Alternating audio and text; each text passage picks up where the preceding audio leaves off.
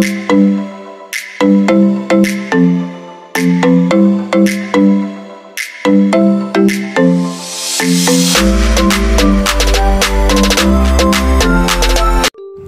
Assalamualaikum, salam sejahtera. Ini Siti baru balik daripada makan nasi kandar lah. Bawa Aswad untuk pujuk dia pasal nenek dia tak apa cakap tak kenal dia kan. Bila dia tanya dia tak boleh nak jawab siapa-siapa. Jadi dia sensitif, membuatkan dia merajuk lah.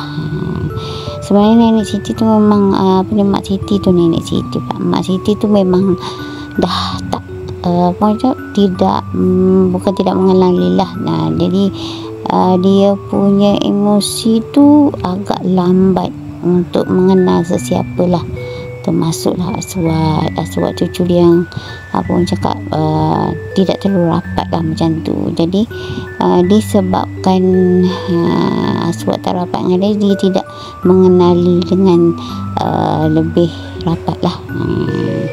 Sini baru lepas balik makan nasi kandar di kawasan bangunan lama dekat Menara 88 lah. Ni bangunan paling lama, paling rare sekali lah. Dekat sini banyak kopi-kopi. Saya tak pernah masuk kawasan sini sebab kat sini agak susah sikit nak parking, sebab dia betul-betul jalan raya lah ya.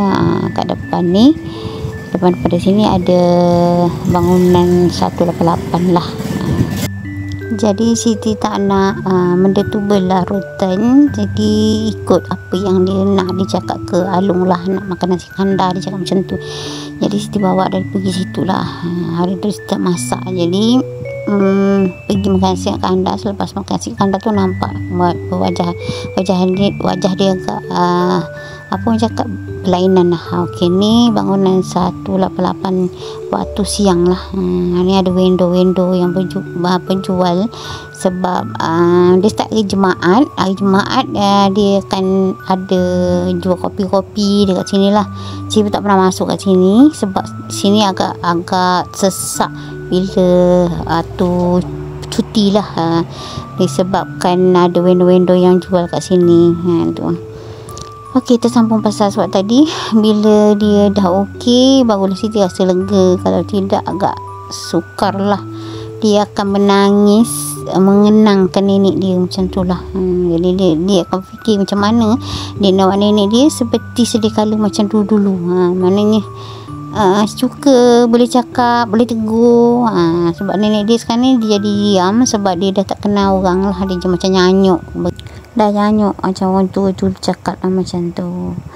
Okey, Siti pun tak boleh bercerita lebih panjang. Sampai sini je video Siti. Jangan lupa like, subscribe, support Siti di video-video selanjutnya. Kita jumpa lagi.